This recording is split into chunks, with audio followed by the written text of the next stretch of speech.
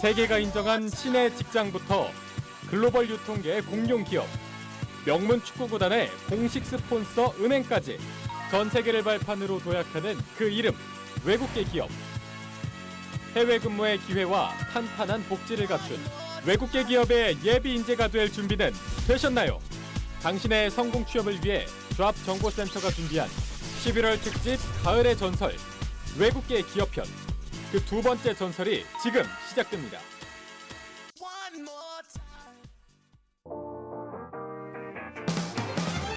안녕하세요. 성공 취업의 시작 드랍 정보센터의 김승재입니다. 안녕하세요. 이은정입니다. 네, 우리 취업 준비생들 저희가 얼마 전에 그 스몬비라는 얘기했었는데요. 네. 컴퓨터, 우리 스마트폰을 많이 사용하기 때문에 쓰는 손가락만 쓰고 펴는 동작이 없다 보니까 손가락 관절염, 손목 관절염 이런 것들이 발병할 확률이 높다고 합니다. 네, 맞습니다. 말씀해 주신 것처럼 저희가 검지하고 엄지만 자주 사용하다 보니까 그렇습니다. 이게 뻣뻣해질 때가 있는데 이 큰일이 아니겠거니라고 생각하시는 분들 계실 겁니다. 네. 근데 손에도 스트레칭이 참 필요하다고 해요. 한번 해볼까요, 그러니까요. 스트레칭? 어떻게 해야 됩니까? 이렇게 손가락을 쫙 펴고요. 쫙 펴고. 몇 초 동안 가만히 있으면 시원하다고 합니다.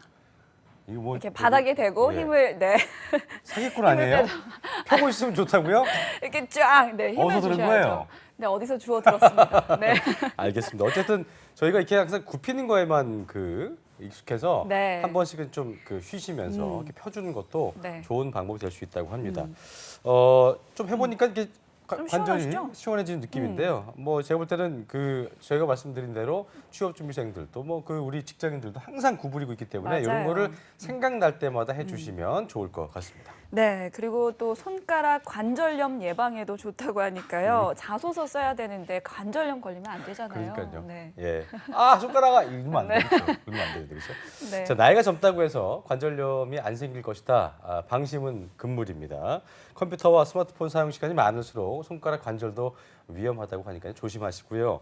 잡정보센터 보시면서 이때 쉬시는 거예요. 틈틈이 손가락 스트레칭과 함께 시청을 해주시면 감사하겠습니다. 네, 취준생 여러분들의 손가락까지 걱정해주는 방송 네. 잡정보센터 오늘 순서도 지금 바로 시작해 보겠습니다. 바로 해보죠. 자, 대기업 공채 특집 오늘도 가을의 전설은 계속됩니다. 어제에 이어서 오늘도 위포트의 홍기찬 강사님과 함께하겠습니다. 어서 오십시오. 어서 오십시오. 안녕하세요. 반갑네요. 또 보니까. 예, 자주 오니까 이틀 연속 나온 건 처음인 것 같은데요? 그러니까요. 예. 앞으로 자주 나오겠습니다. 한가합니까? 자주 나오세요. 그러니까 되게 반갑죠. 이렇게 구하기 어려웠었는데. 네. 알겠습니다. 자, 다음은 커리어 칼리지의 임소환 강사님도 오늘 자리했습니다. 어서 오십시오. 어서 오십시오. 네, 안녕하세요. 임송아입니다. 오늘 어떻게 좀 분위기가 좋아 보이네요. 네, 제 생각에는 네. 그리고 또 이게 지금 손가락 스트레칭 얘기해 주셨는데 네네. 손가락 스트레칭도 중요하지만 자소서를 그만 쓰는 것도 그러니까요. 굉장히 중요한 방법일 것 같습니다. 그래서 이제 자소서를 탈출할 수 있도록 잡정보센터 오늘도 아주 눈여겨보시면 좋을 것 같습니다. 저희도 입에 이 자소서란 말이 배어 있어서 어제 우리 이윤정 저도 아나운서가 자기소개인데. 팀장님께 자기소개해달라고 하는데 자소서를 해달라고 얘기해서 굉장히 좀 당황했던 기억이 다시 한번 떠오릅니다. 그러니까요. 자, 기찬 쌤, 어제는 저희가 소비와 유통 쪽 대기업이라고 볼 수 있는 P&G와 이베이코리아 알아봤는데 오늘은 저희가 잠시 어제 클로징 때 소개했지만 네. 어디입니까? 오늘은 이제 산업재 기업을 좀 알아보도록 하겠습니다. 네네. 그래서 다양한 제품들의 라인업이 굉장히 폭이 넓은 3M, 그다음에 자동차 부품 업계에서 최고 강자이고 이공계 사이에서 선호도가 굉장히 높은 보쉬 이 두 회사를 좀 알아보도록 하겠습니다. 알겠습니다. 네, 3M 여러 가지 다 만드는 기업인데 제가 작년 겨울에 난방비를 좀 줄여보겠다고 3M의 문풍지를 사용했던 적도 있고요. 이야, 3M. 그러니까 네. 되게 잘 모르시는 분들이 계신데 네. 저도 이제 스카치 테이프 만들고 이런 그리고 거 하는 줄 포스트잇은 알았는데요. 자주 사용하잖아요. 제가 아는 그 형님이 3M에 계시는데 그 형님 때문에 알아요. 이렇게 연마제도 만들고 무슨 필름도 만들고 정말 많이 만들더니 주 종목이 뭐예요? 그러니까 주종목이라고 할 수 없을 만큼이나 그러니까 여러분들이 쓰는 스카치 테이프, 포스트잇 이런 소비재 제품들도 만들지만 네. 사실 3M이 여기 굉장히 많이 투자를 하고 있고 R&D 투자도 하고 있는 건 여러분들한테 포스트잇을 많이 팔아먹기 위해서 하고 있는 건 아니고요. 그러니까 전 세계에서 가장 큰 하드웨어 메이커 삼성 삼성전자가 여기 있기 때문에 그네들과 같이 비즈니스를 하기 위해서 이 사업을 진행하고 있어요. 그래서 여러분들이 이제 물론 소비자 제품들도 있지만 좀 산업재 필드에 대해서 식견을 넓히면 구직의 문이 좀 넓어질 수 있을 겁니다. 오늘 네. 좀 다양하게 알아볼 수 있을 것 같고요. 알겠습니다. 뭐 3M은 이렇게 저에게 조금 더 친근하지만 보쉬는 좀 약간 낯설게 느껴지시는 분들 많으실 것 같아요. 자동차 좋아하는 남자분들은 이게 자주 보는 브랜드긴 한데 여기도 딱히 어떤 건가 좀 궁금해요. 네. 그러니까 산업분들이 굉장히 넓은데 주 사업은 당연히 자동차 부품 기업이고요. 전 세계에서 압도적인 자동차 부품 회사라고 보시면 됩니다. 모비스 같은 그런 거예요? 그렇죠. 그러니까 일본 그 자동차 연구기관 포인에서 15년도 전 세계 가장 유명한 100개의 자동차 부품 기업들의 순위를 매겼는데요. 네. 우리가 오늘 이야기하는 보쉬가 항상 1등입니다. 461억 달러 정도의 매출을 기록하고 있고요. 네. 2등은 이제 일본의 덴소, 여기가 덴소 알고 있죠. 371억 달러. 그다음에 또 독일계 유명한 자동차 기업, 요 기업도 이제 공대생들 사이에서 인기가 아주 좋은데요. 컨티넨탈이 한 320억 달러. 그다음에 수입차 같은데 타이어 갖고 예, 여긴 타이어도 하고요, 부품도 같이 하고 있습니다. 그러니까요. 예. 그다음에 4등이 이제 우리나라 제1등의 자동차 부품 기업 모비스가 한 318억 달러 정도를 기록을 하고 있고요. 그다음에 그 외에도 뭐 현대 위아라든가 한온, 성우 또 우리나라 부품 기업들이 상당히 많아요. 그래서 여러분들이 이제 구직 활동할 때 현대자동차만 자동차를 만드는 건 절대 아니고요. 이런 부품 기업들이 많고 또 그 속에서 여러분들이 별도로 지원할 수 있는 외국계 기업들이 있다. 이 부분을 좀 이해하셨으면 좋겠습니다. 모비스는 몇 위예요? 4등입니다. 모비스가 4등이요? 굉장히 크네요, 굉장히. 그러니까 이게 사실은 세트 메이커, 그러니까 자동차를 만드는 회사하고 순위가 비슷하게 흘러가요. 현대자동차가 전 세계 5위의 자동차 메이커거든요. 그러니까 주로 주 클라이언트가 이제 그룹 계열사, 그러니까 내가 주로 부품을 납품하는 회사들하고 같이 연결되어져 있거든요. 그러다 보니까 모비스도 순위가 굉장히 높습니다. 현대차가 있기에 그렇죠. 예, 그렇게 보시면 되죠. 그 가끔 그 어르신들이 그래요. 우리 집에서 전동 공구 세트 있다. 그 전동 드릴 만드는 데 아니냐. 네. 보쉬 이렇게 써 있긴 하잖아요. 근데 그 이런 쪽은 주 종목이 마치 그러니까 이제 3M이 뭐 수셈이나 어떤 그런 그 아까 얘기했던 포스트잇이 주 종목이 아닌 것처럼 보쉬는 네. 어때요? 이 유럽에서 굉장히 큰 기업이죠. 그러니까 지금 임직원 수만 해도 한 37만 5천 명 정도나 되는 굉장히 10만 명이요? 굉장히 큰 회사고요. 그다음에 지금 사업 부분을 보면 제일 주 사업이 이제 자동차 쪽이라고 할 수 있는 모빌리티 솔루션 이쪽이 네. 있고요. 그다음에 두 번째는 산업 기술이라고 해서 그러니까 요즘 뭐 스마트 팩토리라든가 4차 산업혁명 이야기가 많이 네, 나오는데 보시도 이쪽에 선행 투자를 많이 하고 있습니다. 그다음에 여러분들이 느끼는 뭐 소비재 제 아이가 남자아이고 5살 아이인데 저희 아이도 그 보이시에서 만든 전동 공구 뭐 장난감 같은 거 갖고 이미테이션, 놀더라고요. 그렇죠. 예, 네, 그런 그러니까요. 부분들도 있고요. 그다음에 에너지, 그다음에 빌딩 부분에서도 사업을 진행하고 있습니다. 하지만 아직도 주 사업은 당연히 자동차 부품이라고 보시면 되고요. 보시는 어느 정도의 힘을 갖고 있냐면 그러니까 자동차 회사를 거의 이끌어 나아간다. 그러니까 우리가 이번에 이런 차종을 만드니까 거기 탑재될 수 있는 어떤 모드를 만들어 와. 뭐 이런 식으로 비즈니스가 많이 이루어지는데 보쉬 같은 경우에는 이제 그 파워가 워낙 높기 때문에 자동차 회사의 기술을 이끌어 나가는 부품 회사이다. 이렇게 우리가 좀 평가할 만큼이나 업계에서 입지는 아주 탄탄한 회사입니다. 국내 네. 본사가 어디 있습니까? 국내 지사 본사는 서울에 있나요? 저기 주로 이제 보쉬가 채용을 많이 하는 게 저기 세종 쪽, 대전 쪽 이쪽에도 연구소가 있고요. 그 다음에 현대자동차의 라인들이 곳곳에 있기 때문에 거기하고 같이 협업을 비즈니스 진행하기 위한 지사들도 같이 유지되고 있습니다. 고속도로 이렇게 가다 보면요, 그 큰 이제 기업들이 공장들이 주로 있는데 보쉬도 가다 보면 이렇게 크게 있는 공장을 볼 수 있을 텐데 네. 국내에서 들어온 그러니까 국내 뭐 아까도 말씀했지만 자동차, 뭐 산업기술, 소비재, 에너지, 빌딩 기술까지 하면 뭐 안 하는 게 없는 기업인데 국내에서는 뭐 어떻습니까? 뭐 어떤 걸 주로 하고 있습니까? 국내에서는 이제 사실 그 물론 여러분들이 공구도 많이 구매를 하고 국내에도 이제 빌딩 관리라든가 이렇게 4차 산업혁명 이끌어 나갈 수 있는 스마트 팩토리 솔루션 비즈니스가 있긴 한데 보쉬 입장에서 보면은 그 정도 수요라는 건 세계 아마 곳곳에 있을 거예요. 결국에는 이제 보쉬 입장에서 그 관점이 비중이 큰 건 현대자동차의 볼륨이 되겠죠. 그러니까 네. 자동차 회사에서 이제 현대자동차의 물품을 공급하기 위한 그런 R&D 활동이라든가 기술 영업들이 많이 이루어지고 있어요. 그래서 지금 여기서 채용을 보면 이공계들 채용이 좀 많은 부분일 수밖에 없는 게 이런 산업재 세일즈가 이루어지다 보니까 이런 산업재 세일즈는 문과 학생들도 진행은 가능하지만 기술을 어느 정도 이해하고 있어야 돼서야 효과적인 기술 영업을 끌어갈 수가 있거든요. 그래서 그런 부분의 채용이 많아지고 있습니다. 그렇군요. 네, 그렇다면 국내 직원은 몇 명이나 있는지 궁금해지는데 몇 명입니까? 지금 보면 국내 매출이 2014년 한국 그 보시 총 매출 한 2조 한 1,000억 원 정도 이제 기록을 하고 있거든요. 네. 매출만요? 예, 매출만. 그러니까 전체인으로 보면은 그다지 뭐 매출 규모가 그다지 크진 않아요. 그다음에 인원수를 보면 한 16년 1월 기준으로 한 1,900명 정도가 지금 업무를 진행하고 있습니다. 네. 네. 그러니까 한국 지사는 전 세계적으로 봤을 때 큰 곳은 아니군요. 큰 시장이. 그렇죠. 전체 볼륨으로 네, 따져보면요. 네. 어쨌든 뭐 기찬 쌤께서 보시를 소개해 주신 걸 들어보니까 이공계열 학생들한테 맞아요. 좀 유리하지 않을까 싶은 생각이 드는데 장점이 좀 있겠죠? 아무래도 그런 친구들이. 그리고 이제 보시 같은 경우에는 인턴도 많이 진행을 해요. 그러니까 방송 보는 분들 중에 보시에서 인턴한 대학생들도 제법 있을 텐데 이 친구들은 이제 물론 보시 도전도 가능하지만 자동차 부품 기업에서 그리고 이렇게 브랜드 타이틀이 굉장히 높은 회사에서 업력을 내가 경험하게 되면 추후 이 친구들이 뭐 현대자동차라든가 경쟁사들. 현대자동차 그 부품 협력사들의 지원을 많이 하거든요. 그때도 이제 보탬이 되는 부분도 좀 활용을 하는 게 좋죠. 여기는 인턴은 그냥 인턴으로 끝납니까? 아니면 전환이 됩니까? 전환이 거의 안 되는 지금 경우입니다. 그래서 물론 채용이 이루어지지만 신입들이 바로 들어가기에는 녹록지 않다. 그러니까 최근에 나왔던 공채들을 보면 신입도 뽑을 수는 있는데 그 기준을 또 경력도 같이 뽑거든요. 그러다 보면 아무래도 우리나라 자동차 부품 협력사에서 업력을 쌓았던 우리 흔히 얘기하는 좀 올드루키라든가 입사한 지 한 2, 3년 차 되는 친구들이 더 좀 쉽게 들어가는 경향은 분명히 존재한다. 그건 좀 보셨으면 궁금한 좋겠어요. 게 그 전환을 안 해주는 인턴을 왜 뽑는 거예요? 솔직히 그 짧은 기간 동안 무슨 뭐 어떤 전문성을 요하는 것도 아닐 테고 그냥 뭐 어떻게 보면 네, 기업에서는 장려시키려고 뽑는 거 아닙니까? 여러 가지 이유가 있죠. 그러니까 지금 정부에서 진행되는 고용 디딤돌 같은 그런 네. 프로그램들이 상당히 많아요. 그런데 그 어떤 디딤돌들은 정말 이제 전환 기회를 주는 기회들도 있는데 이제 디딤돌이라는 타이틀 자체가 목적지가 아니잖아요. 그러니까 업력을 좀 쌓고 경험을 쌓을 수 있는 제도로 활용을 하는 거고 기업 입장에서는 또 청년들에게 그런 기회를 주게 되면 이 기업의 브랜드 가치도 올라가고 또 이미지도 좋아지거든요. 그러니까 이런 부분들이 좀 종합적으로 활용이 되고 있어요. 그래서 저는 좀 안타까운 건 이게 채용이 아주 거시적 변화거든요. 네. 그러니까 저희 때는 그냥 뭐 인턴이라는 것도 별로 없었는데 요즘은 이제 인턴이 보편화되고 있고 기업 입장에서는 얘를 하루짜리 면접을 볼 게 아니라 석 달, 넉 달짜리 면접을 보고 그다음에 내가 꼼꼼하게 체크를 하고 또 뭐 상황 안 좋아지고 또 뽑을 수 없으면 또 안 뽑으면 그만이고 그러니까 이런 그 시류의 변화가 있기 때문에 구직자들 입장에서는 그나마 남아 있는 공채의 기회가 상당히 소중하다. 그것도 좀 같이 보시는 게 좋을 것 같아요. 그렇겠네요. 그럼 예. 인턴은 좀 많이 뽑는 편인가요?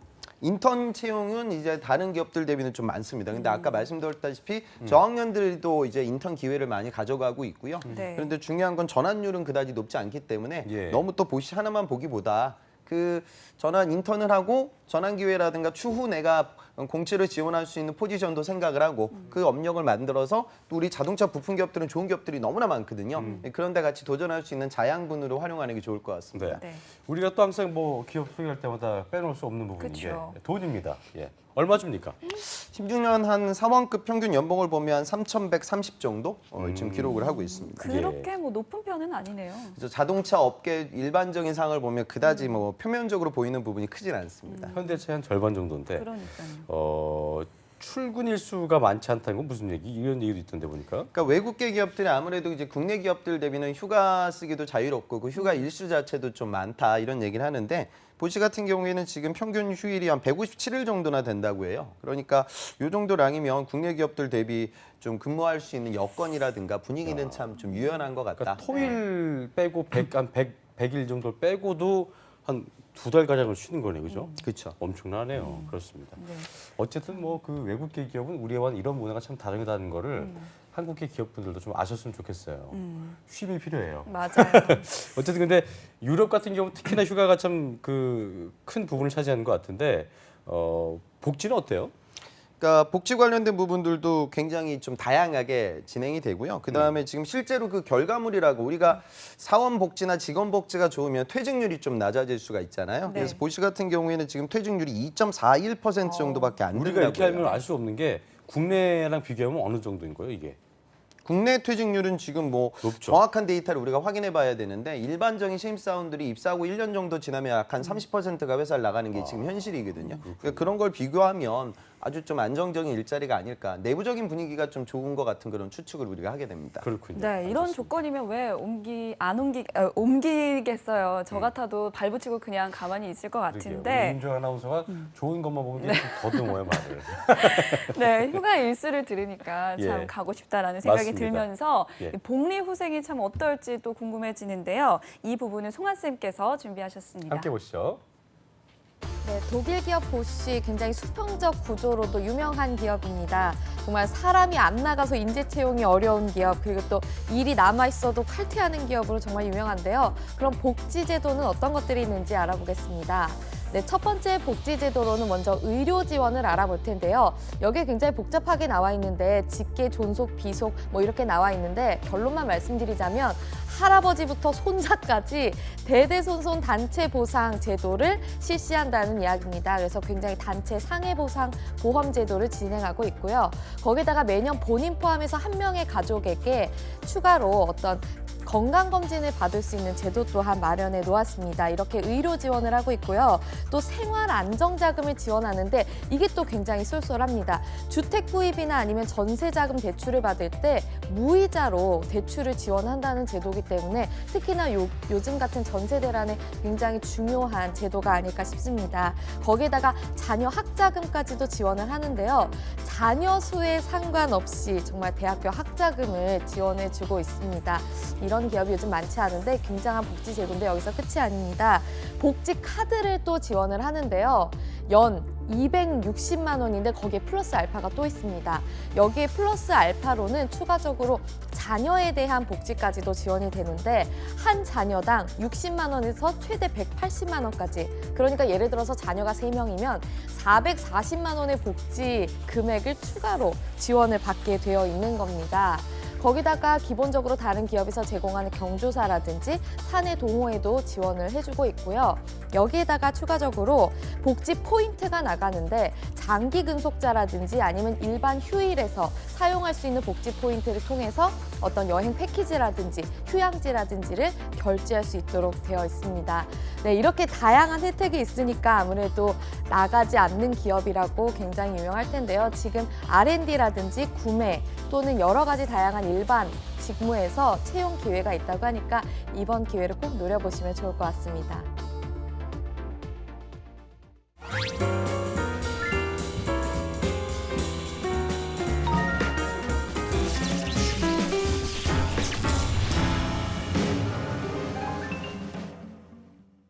네, 저희가 아까 뭐 누구지? 우리 기찬 쌤이 얘기했지만 2.41%의 퇴직률. 그 얘기는 뭐 복지가 지금 송아 쌤이 얘기한 대로 굉장히 좋은 회사였고 네. 수평적 구조이고 일이 밀려 있어도 칼퇴하는 기업. 이게 뭐 기업 입장에서 좋은 건지 아닌 건지 모르겠습니다만 어쨌든 굉장히 좀 가고 싶어하는 기업일 것 같아요, 문화가 자체가. 우리 학생들이.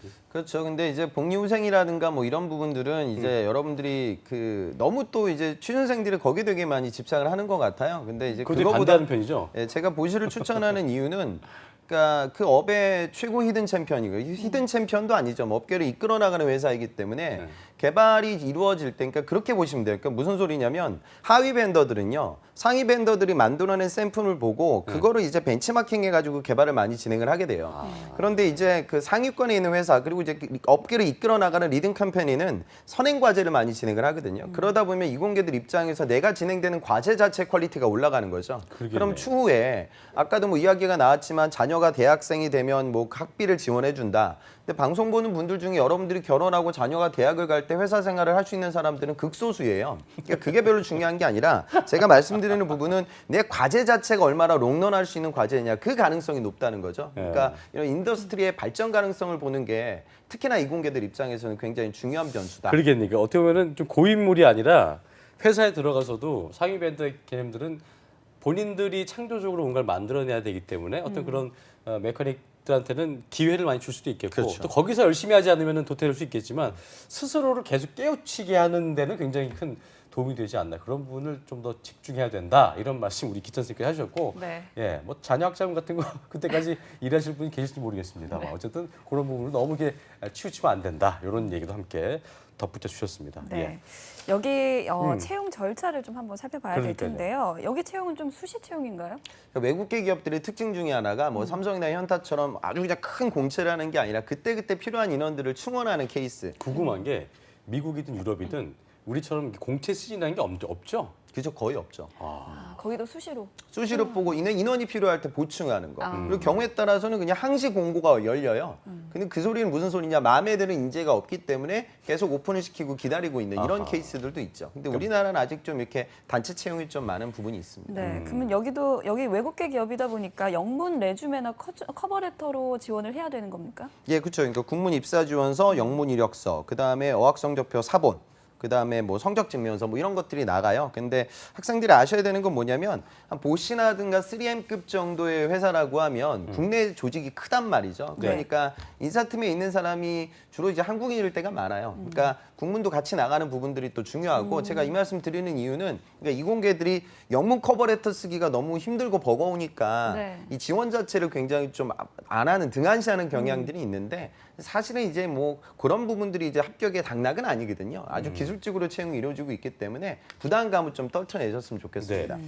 그 3M에 있는 그 형님 얘기가 그 형님도 영어를 되게 잘하시는데 영어 잘해야 된대요. 하여튼 외국어가 되게 중요하다고 얘기하는데 이 부분은 그렇겠죠. 어떻게 맞는 아, 얘기인가요? 그죠. 물론이죠. 왜냐하면 이제 본사 지침이라든가 본사 커뮤니케이션, 그다음에 컨퍼런스 콜이라고 해가지고 본사에 있는 조직원들과 이제 전화기 켜놓고 다자간 회의도 막 하고 그랬거든요. 근데 중요한 건 그건 있는 것 같아요. 그러니까 저도 영어를 참 못해서 회사 생활할 때 그런 회의실이 제일 공포스러웠는데 영어를 왜 못했어요? 저는 영어를 못했어요. 싫어했어요? 네, 영어를 전 좀 싫어했었어요. 아, 그러니까 똑똑한 사람이 영어를 못했다고 하니까 좀 수학 쪽이었나요? 네, 수학 이런 건 잘했는데. 아, 그랬군요. 예. 뭐 그건 별 중요한 게 아니라 그 지금 영어를 저처럼 못하는 사람들이 있을 아, 예, 텐데 그렇군요. 네네. 그 너무 공포감을 가질 필요는 없어요. 왜냐하면 대부분의 커뮤니케이션이 기술적인 용어로 이루어지거든요. 그래서 이공계들 중에 학교 공부할 때 원문으로 아마 중간고사 준비한 친구들도 있고 논문이라든가 특허 같은 거 영어로 많이 본 친구들도 있을 거예요. 그렇죠. 그러니까 예. 그 정도 수준이라고 하면 물론 회화가 중요하긴 하지만 메인은 이제 기술적인 이슈이기 때문에 너무 그렇게 좀 두려워하지 마셨으면 좋겠습니다. 어쨌든 뭐 그 국내 기업에 비해서는 어제도 마찬가지지만 여기도 적성 검사 같은 게 없으니까 그런 부분 좀 수월할 것 같은데 그렇다면 어디에 좀 더 중점을 둬야 될까요? 그러니까 지금 채용 공고를 보면 채용 공고가 삼성은 그러니까 뭐 CIM 다시 말해 삼성전자 아주 거대한 세트 사업부에서 연구 개발을 퉁으로 뽑아요. 그러니까 현대자동차도 물론 현대자동차는 삼성보다는 세분화돼 있습니다 부서가. 그런데 그 직무가 그렇게까지 아주 세부적이진 않거든요. 근데 보시 같은 경우에는 전자개발 뭐 몇 명, AT 연구개발 몇 명. 그러면 이제 거기에 뭐 모터 회로 설계라든가 컨트롤 소프트웨어, 그다음에 굉장히 카티아 세분화돼 있네요. 아주 본인이 쓸 수 있는 소프트웨어 툴까지 이제 명기가 돼 있단 말이죠. 그러니까 이 소리는 무슨 소리냐면 여러분들이 뭐 과거 인턴이라든가 자격증 공모전 뭐 했던 공학적인 나의 이력들 이 부분을 이제 효과적으로 정리해서 면접관들에게 어필을 해야 돼요. 그러니까 프로젝트라고 해가지고 아마 뭐 인베디드 프로젝트다 이런 식으로 자소서에 적으면 안 되고 그 프로젝트를 진행할 때 내가 어떤 코딩 언어를 썼고 어떤 센서와 어떤 통신 기법들을 매칭시킨 여러분들의 히스토리를 적어야 돼요. 그러니까 면접장 가서도 말씀드릴 좀 중요한 부분인데 항상 결과만 얘기하지 말고 공학적인 과정을 자소서와 면접장에 어필하는 게 취업에 굉장히 중요한 관건이 될 것이다. 그 부분을 좀 이해하셨으면 좋겠습니다. 그 정도면 거의 뭐 실무자급의 그런 그 수준인데 그렇지 않아요? 되게 아, 근데 디테일함이 예. 그 정도는 실무자급은 아니고요. 그러니까 대부분 공대생들 해요. 그래요? 제가 말씀드린 부분은. 근데 그 부분을 되게 아주 그냥 두리뭉실하게 적거든요. 그리고 조금 더 세분화시켜서 적는 걸 좀 추천드리고 싶습니다. 알겠습니다. 네, 저희가 오늘 또 예. 보시 말고도 3M에 대해서도 또 알아봐야 될 3m, 텐데요. 예. 네, 지금 또 3M에 대해서 3m에 대해서 한번 네. 알아보겠습니다. 3M 연봉 어떻게 됩니까? 연봉은 한 16년 사원급으로 봤을 때 한 3,950 정도 기록을 하고 있습니다. 괜찮네요, 그렇죠? 그죠? 이 정도면 뭐 높은 편이죠. 그 형님 돈 잘 벌더라고요. 어쨌든 뭐 16년 사원급 평균 연봉이 보쉬에 비해서 한 800 정도 높은 상태이고 연봉은 좋아 보이는데 네. 일단은 연봉도 그렇지만 어느 게 좀 특징이 이 회사는 어떤 특징이 있는지 좀 짚어주시죠. 그러니까 지금 사업의 시작을 보면은 우리가 저 예전에 사포라고 얘기하잖아요. 샌드페이퍼. 이게 3M을 이끌었던 주력 그 제품이었어요. 샌드페이퍼, 예. 그런데 거기서 시작을 했지만 제품의 종류나 가지수는 이거보다 아마 3M보다 이게 많은 경우는 없을 것 같아요. 그래서 전자정보기술, 그다음에 그래픽 및 관계 용역, 그리고 그것과 관련된 제품들, 그리고 사무용품 여러분들 잘 아시는 거, 그다음에 뭐 자동차라든가 생명과학이라든가 정말 다양한 제품, 무려 한 6만 5천여 가지의 제품을 생산하고 있고 네. 전 세계 65개국에서 영업을 하고 있습니다. 그리고 이런 제품들이 한 200여 개 나라에서 판매가 되고 있다고 하니 거의 뭐 안 판매되고 있는 그런 나라가 없는 수준의 네. 그런 아니, 뭐 아주 진짜 강력한 뭐- 기업이다. 아니 이렇게 비슷한 경쟁 그룹이 있나요? 이렇게 다 한 그룹이? 거의 없다고 보시는 게 맞을 없죠. 것 같아요. 그러니까 3M이라는 범주가 되게 넓은데 각기 어떤 상품 구성군들에 대해서는 경쟁을 많이 진행을 해요. 그러니까 자동차 쪽도 건드리고 있으니까 제가 아까 이야기한 자동차 부품 기업들도 잠재적인 경쟁자가 될 거고요. 그다음에 뭐 이렇게 필름 부품들도 아주 잘 만드는데 이런 것들 일본에 있는 후지라는 기업하고 또 시장을 양분하고 있거든요. 그러니까 어찌 보면은 정말 후지라는 그런 IT 필름 기업에서부터 자동차 부품 기업에 모두 넘나드는 기업이기 때문에 스펙트럼이 굉장히 넓은 회사이다. 그렇게 보시는 게 맞겠습니다. 네, 알겠습니다. 뭐 거의 모든 제품을 다 취급한다고 볼 수 있는데 잡정보센터 가을의 전설 정말 전설 같은 레전드급의 외국계 기업을 살펴보고 있습니다. 시간당 페이 월드 베스트라는 자부심을 갖고 있는 3M인데요. 복리 후생이 어떨지 참 궁금해집니다. 손아쌤께서 알려주시죠. 함께 보시죠.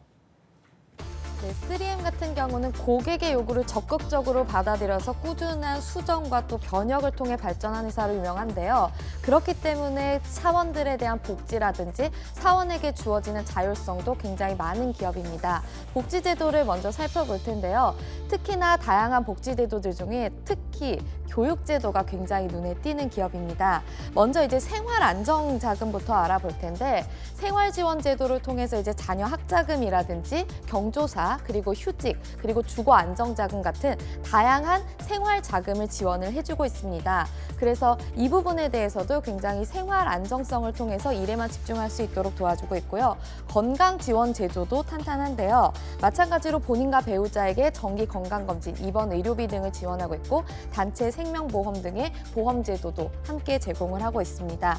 그리고 자기개발 제도가 굉장히 눈에 띄는데 MBA 등의 사원 교육비를 지원해주고요. 영어 교육비 등의 지원을 해주고 있습니다. 그리고 업무 이외에도 다양한 교육을 원하는 만큼 받을 수 있도록 그런 제도를 탄탄하게 해주고 있습니다. 그리고 노후 생활 지원 제도도 살펴볼 텐데요. 퇴직연금 제도를 실시하고 있습니다. 개인이 추가적으로 어떤 일정의 비용을 제시했을 때 거기에 대해서 어떤 퇴직연금 제도를 실시해주고 있다는 거 기억해 주시고요. 그리고 마지막으로 일과 어떤 삶의 균형을 해주기 위해서 자율 출퇴근제를 실시하고 있습니다. 이 부분도 굉장히 중요할 텐데 거기에 추가적으로 수유실이라든지 그런 다양한 제도를 운영하면서 어떤 일과 삶의 균형 잡힌 생활을 할 수 있도록 도움을 주고 있습니다. 3M 같은 경우에는 굉장히 실패를 성공으로 만든 그런 역사가 뚜렷한 기업이기 때문에 어떤 업무 환경에 있어서도 굉장히 아까 말씀드린 대로 본인의 자유의지가 많이 반영될 수 있는 기업이기 때문에요. 이제 창의적 인재라든지 그런 어떤 업무 환경을 원하시는 많은 분들이 지원해 보시면 좋을 것 같습니다.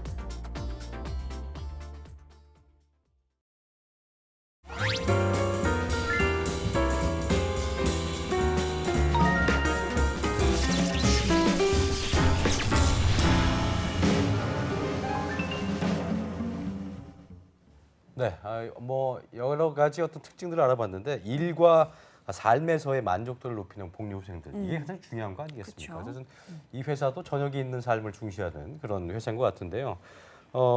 복리후생을 저희가 쭉 알아봤죠.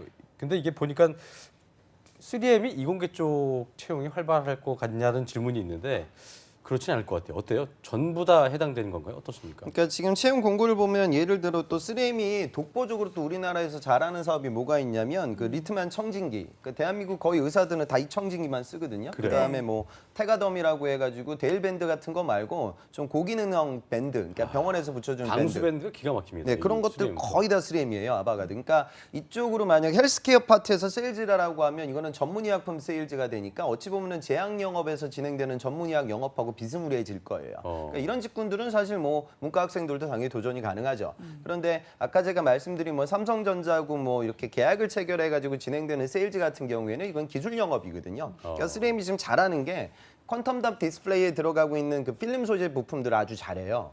그러면 얘네들이 이제 무슨 비즈니스를 하냐면 퀀텀답 이런 거 아마 모르시는 구직자들도 있을 텐데 그런 거 공부하셔야 돼요. 그 지스타에서 나오니까요.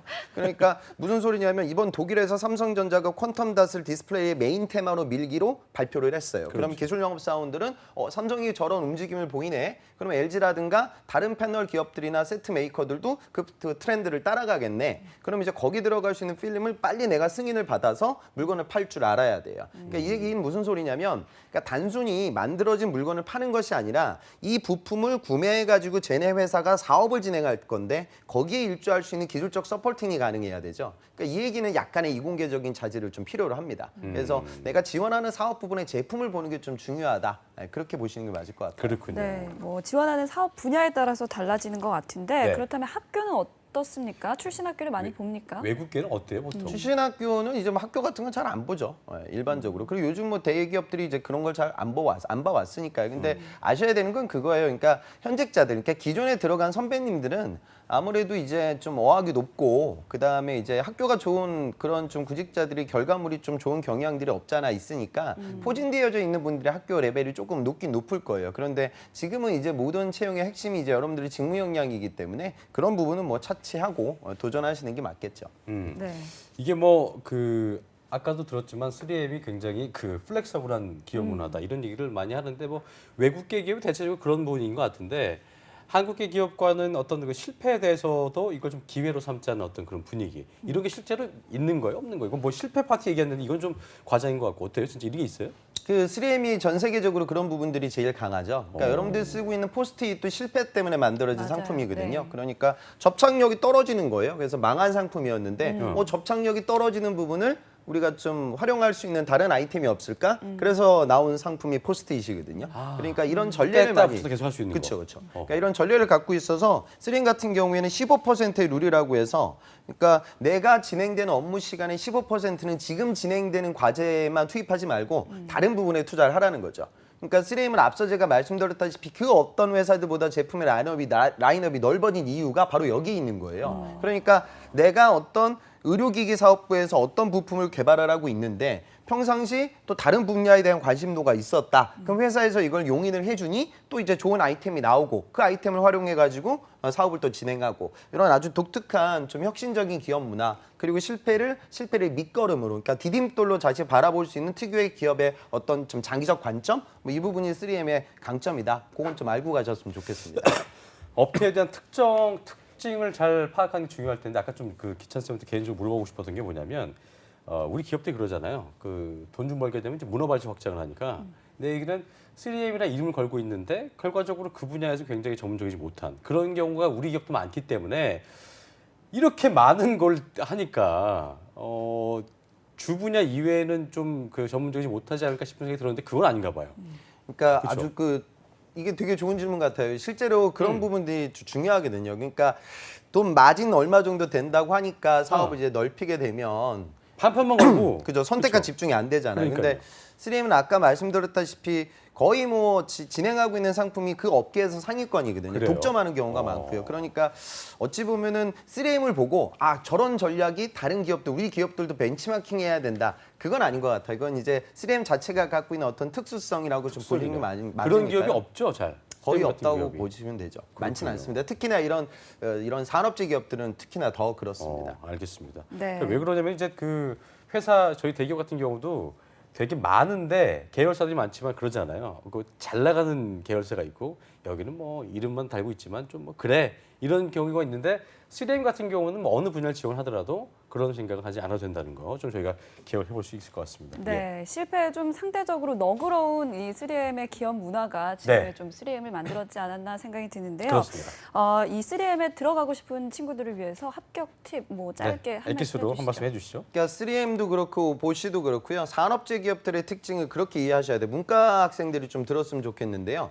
여러분들이 3M에서 만드는 상품을 모를 거예요. 근데 모르면 여러분들이 지원을 안 하거든요. 그건 여러분들만 모르는 게 아니에요. 화학 촉매제를 팔기 위해 태어난 친구는 없는 거죠. 그러니까 그건 어디에도 없어요. 그러니까 중요한 건 그 화학 촉매제를 알아서 뽑아가는 것이 아니라 얘가 B2B 산업재 영업이라는 걸 진행할 수 있는 그런 캐릭터와 삶의 궤적이 있는 친구이냐 이걸 검증하는 거거든요. 그러니까 여러분들의 과거 경험들을 이 B2B 영업하고 좀 결부지어서 어필하는 게 필요합니다. 그래서 제품보다는 공대생들은 제품에 집중해가지고 컨택을 하시고요. 문과 학생들은 직무에 더 포커스를 많이 맞춰서 도전이 이루어져야 한다. 그래야 좀 확률이 올라간다는 점을 이해하셨으면 좋겠습니다. 네. 오늘도 뭐 정말 명쾌하게 똘짓고 팁을 알려주신 호기찬 강사님 오늘도 감사드립니다. 오늘 고맙습니다. 고맙습니다. 감사합니다. 네. 네, 그리고 커리어 칼레지의 임송아 강사님도 고맙습니다. 고맙습니다. 네, 감사합니다. 네.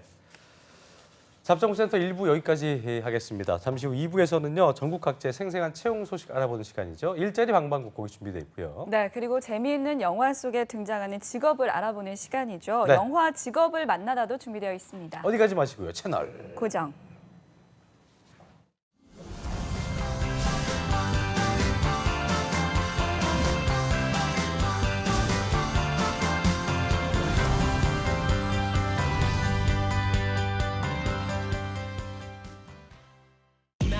음악으로 생각자 나는 래퍼 아름다운 한걸 랩하게 돼 기뻐 유네스코 세계 기록유산 훈민정음 해를 나뿐인 한글 세상이 점점 웃기고 계십니다 존댓말조차 주인이 바뀌셨습니다 사람보다 물건이 더 높은 세상입니다 커피 나오셨습니다. 과라 한글 과라 한글 과라 한글 바르게 쓸수록 내가 존중받습니다 한글을 보아라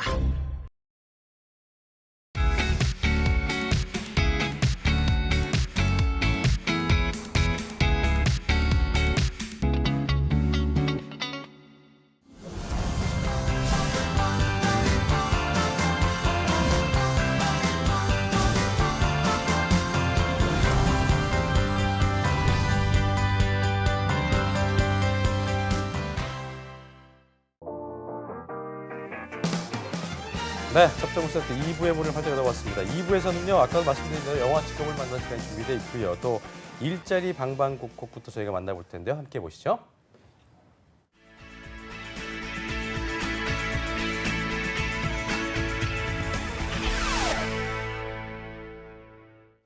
네, 우리 지역의 생생한 채용 정보를 알아보는 시간입니다. 오늘은 활기 넘치는 부산으로 가보겠습니다. 네, 부산 고용센터의 신유경 주무관님 전화 연결되어 있습니다. 주무관님 안녕하세요. 어서 오십시오. 네, 안녕하세요. 부산고용센터 신유경입니다. 반갑습니다.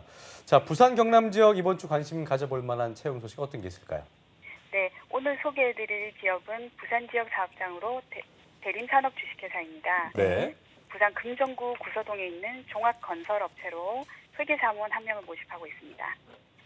회계 프로그램 사용 가능하셔야 되고요. 네네. 5개월 이상 회계 경력이 3년 이상이신 분은 지원 가능합니다. 주 5일 근무하게 되고요. 급여는 2,200만 원입니다. 접수 마감일은 11월 25일까지로 지원을 희망하시는 분은 이력서, 자기소개서 작성 후 이메일로 지원하시면 됩니다. 네. 네, 회계 경력자분들 많은 지원 부탁드립니다. 지금까지 부산 고용센터의 신유경 주무관님이었습니다. 고맙습니다. 고맙습니다. 네, 감사합니다. 네, 이번에는 전주 지역을 좀 가보죠. 전주고용센터의 이주리 주무관님 나오셨습니다. 어서 오십시오. 안녕하세요. 전주고용센터 이주리입니다. 반갑습니다. 네, 예. 오늘 전주 지역에는 어떤 채용 소식이 있습니까? 네, 이번 주 전북지역 구인사업장은 네. 주식회사 휴먼앤잡입니다. 네. 인력 공급업체로 전주시 완산구에 위치하고 있으며 직업 및 경력 상담원을 채용합니다. 학력은 대졸에서 석사 이상, 경력은 5년 이상이며 진로 취업 컨설팅 책임자급 업무를 담당할 직원을 모집하고 있습니다. 네. 주 5일 근무에 급여는 월 250만 원 이상 지급된다고 합니다. 네. 입사를 희망하시는 분들은 이력서, 자기소개서를 준비하셔서 방문이나 이메일 접수하시기 바랍니다. 네. 참고로 접수 마감일은 11월 30일까지입니다. 알겠습니다. 우리 저기 사진이 우리 이주리 주무관님 크게 나오셔가지고 네. 제 얼굴을 처음 확인했네요. 저도요. 인상이 너무 좋으십니다. 네. 예. 감사합니다. 그렇게 많이 웃어주세요. 예. 네. 자, 마감이 이제 3주 남아 있는데요. 서둘러 지원하시기 바라겠고요. 자, 다음 소식은 어떻게 준비되어 있습니까? 다음에 소개할 업체는 사단법인 전라북도 여성장애인연대입니다. 전문가 단체로 전주시 완산구에 위치하고 있으며 사회복지사를 채용합니다. 네. 학력은 대졸 이상, 경력은 2년 이상을 원하고 장애인 관련 사업계획서 작성, 프로그램 진행 및 회계 처리 업무를 담당할 직원을 모집하고 있습니다. 컴퓨터 활용 능력 우수자나 장애인 단체 사무총괄 가능자를 우대합니다. 주 5일 근무에 급여는 월 140만 원 이상입니다. 네. 입사를 희망하시는 분들은 이력서, 자기소개서, 졸업증명서를 준비하셔서 방문이나 팩스 또는 이메일 접수하시기 바랍니다. 참고로 접수 마감일은 12월 8일까지입니다. 예, 예. 네. 자, 주무관님, 요즘 네. 저희는 뭐 사시사철 두 사람은 항상 먹을 게 식탐이 돋긴 하지만 네. 가을이어서 이제 좀 그 식탐이 항상 돋을 때인데 그 관광객분들 많이 오시죠? 네, 아주 많습니다. 네. 1년 내내 많이 오시지만 특히 가을을 맞아서 전국 각지에서 한옥마을 찾아주시고요. 그러니까요. 가까운 내장산에도 단풍이 이번 주 절정이라고 하십니다.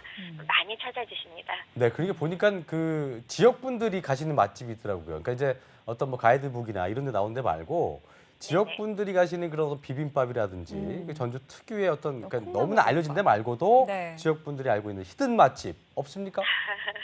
네, 마수교장 전주에는 그 사람들의 성품이 유하고 풍부해서 먹거리에도 사람들의 성품 닮은 향토성이 있는데요. 네, 네. 예, 유명한 비빔밥이나 콩나물밥도 맛있지만 전주 한정식이 아주 좋습니다. 아, 상다리가 부러진다는 그죠? 네. 예. 네네, 특히 막걸리 골목의 안주도 유명한데요. 어허. 막걸리 한 주 전자를 시키면 안주가 교자상으로 한가득 나온답니다. 야.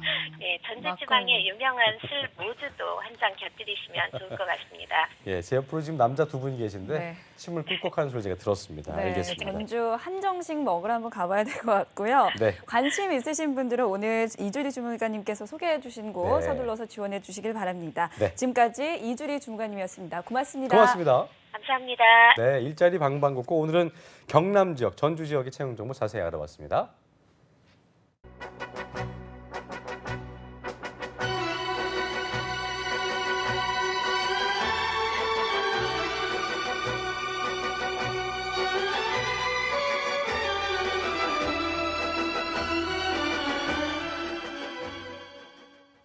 네, 항상 이렇게 비장한 음악과 함께합니다. 이번 시간은요, 영화 속 직업의 세계를 알아보는 영화 직업을 만나다 시간입니다. 네, 이번 시간에는 한국고용정보원 직업연구팀의 김진관 연구원님과 함께합니다. 어서 오십시오. 네, 안녕하세요. 한국고용정보원 김진관입니다. 네, 그 푸미소가 그리웠습니다. 네. 감사합니다. 네, 지난주에 안 보이길래 어디 가셨는데 개인 일정이 있어가지고 네, 사실- 참석을 못했습니다. 아, 대타시 오신 겁니까? 네, 네. 대타는 아니고 아무튼 저희 선배님이신데 선배님은 아, 잘하시더라고요. 그렇군요. 너무 그래서 잘하시죠. 선배님 너무 잘하셔갖고 이제 우리 김진관 연구원 못 보라 싶었는데 네.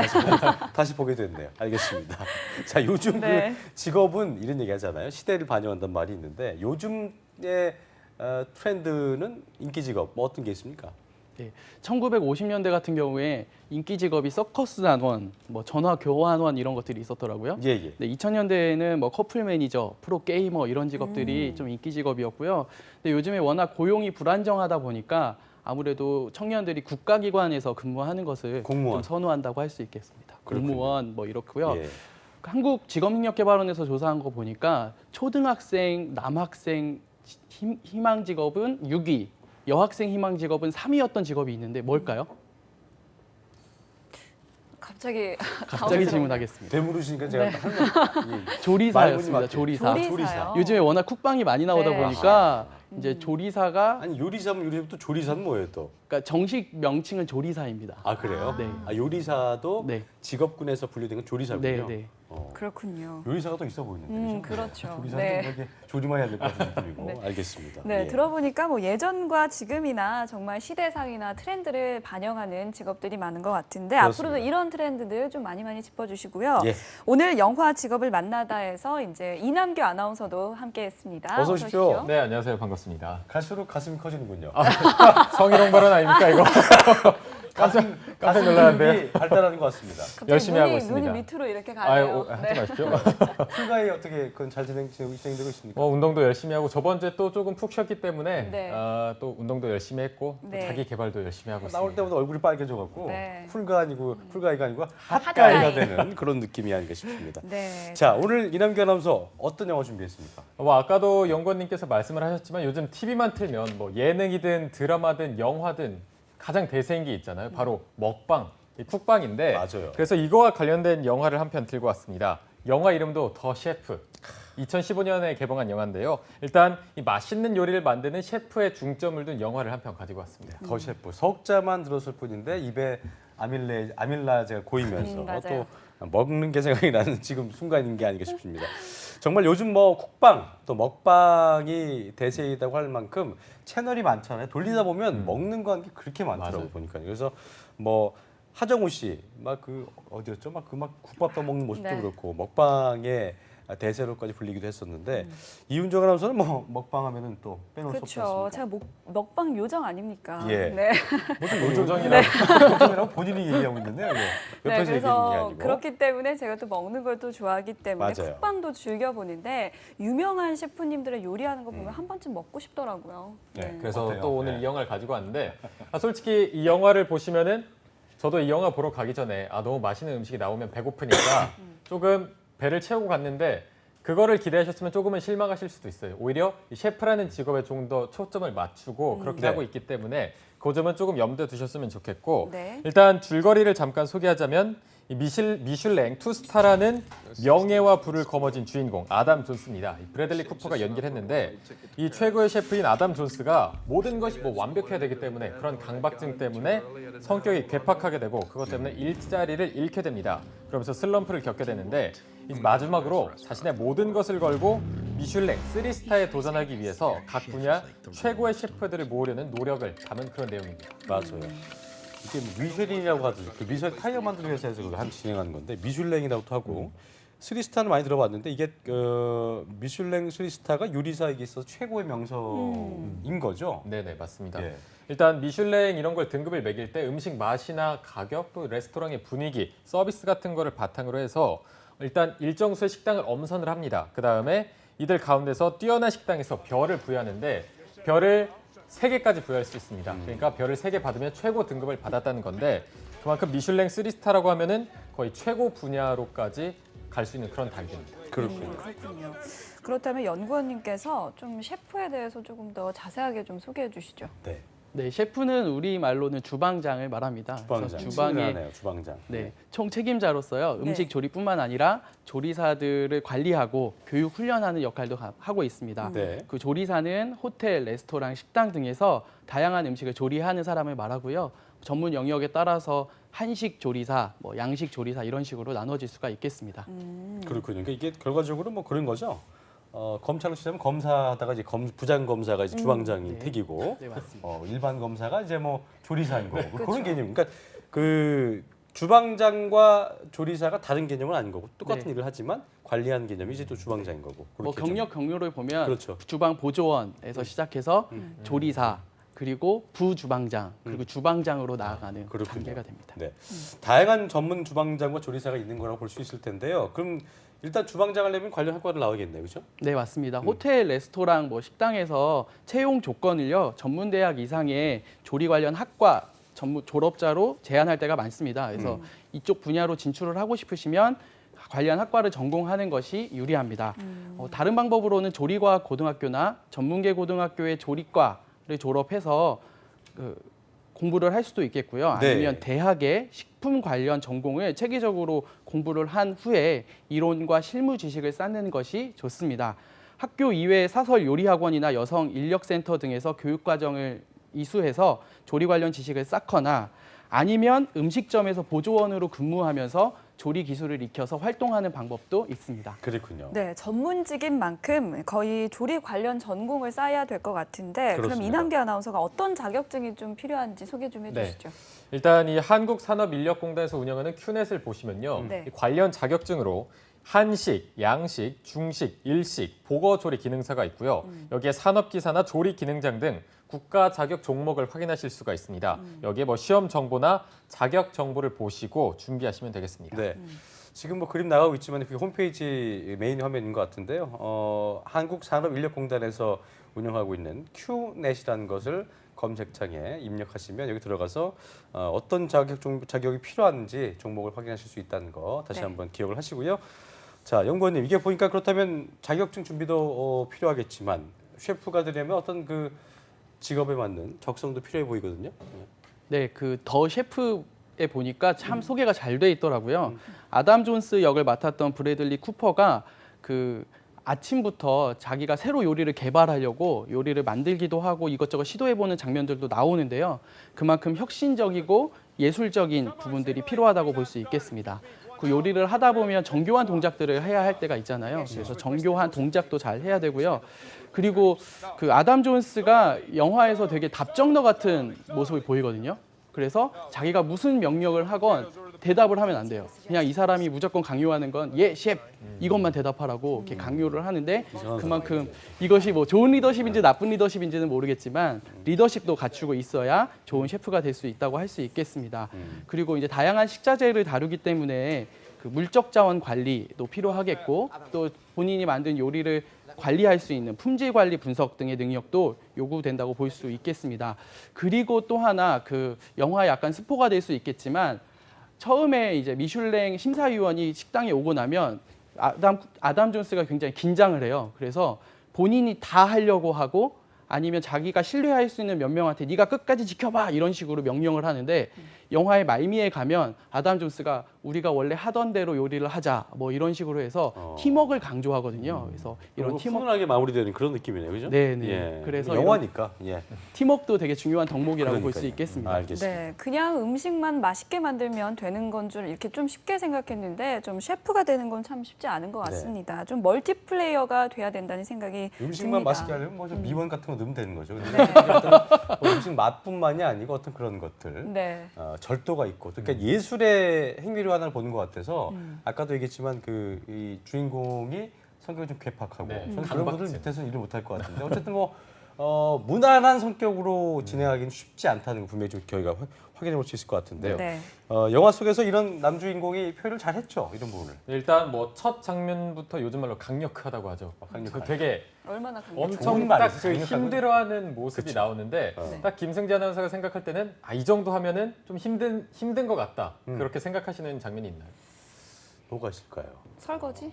설거지?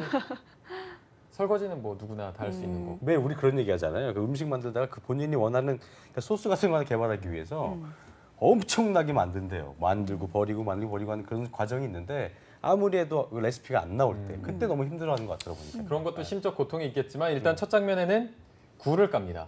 굴을 굴이요? 까는데 굴. 굴을 100만 개를 깝니다. 아, 솔직히 이 조개 드시면서 이 굴을 까보셨을 거예요. 굴 한두 개, 10개 넘어가면 손도 되게 아프고 힘들거든요. 얘기하죠. 네네네. 예. 이거를 100만 개를 까는데 그만큼 첫 장면부터 굉장히 실질적인 얼마나 힘든지 그런 모습을 보여주고 뭐 이렇게 화려하게만 보일 수도 있지만 이렇게 실질적으로 힘든 모습을 그렇겠네요. 보여주면서 그런 가감없이 조금 보여주는 것 같아요. 그래서 관심 있으신 분들은 실제로 도움도 많이 되니까 꼭 한번 보셨으면 좋겠어요. 우리 임조 아나운서는 뭐 굴은 아니어도 귤은 많이 까보셨나요?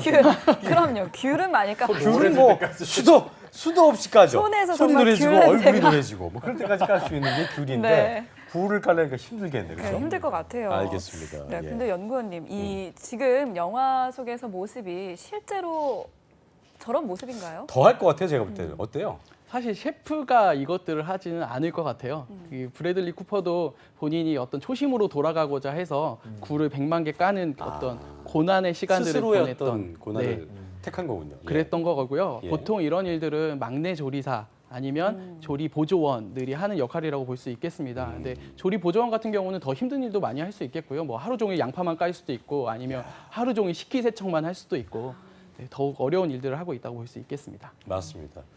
저도 예전에 군대 가기 전에 네. 강남의 유명한 레스토랑에서 일했던 적이 있는데 오. 접시 따는 거 정말 힘들었습니다. 정말 힘들었고. 접시만 닦았나요? 나중에 마스터가 됐죠. 그래서 제가 이제 나중에는 다 이제 음식을 나누는 그렇게 됐었는데 접시 닦기의 마스터 아니시고요. 그건 아니고요. 나중에 제가 뭐 직접 음식 확인할 서빙도 수가 하고 없네요. 예, 네. 그랬었는데 그 주방에 계신 분들이 우리는 맛있게 음식을 결과물만을 먹지만 그 만드는 과정이라든지 아까 얘기했던 그 소스도 그때 상황을 제가 얘기한 건데 굉장히 힘들어했던 고뇌가 담겼다는 그런 걸 좀 네. 느낄 수 있었습니다.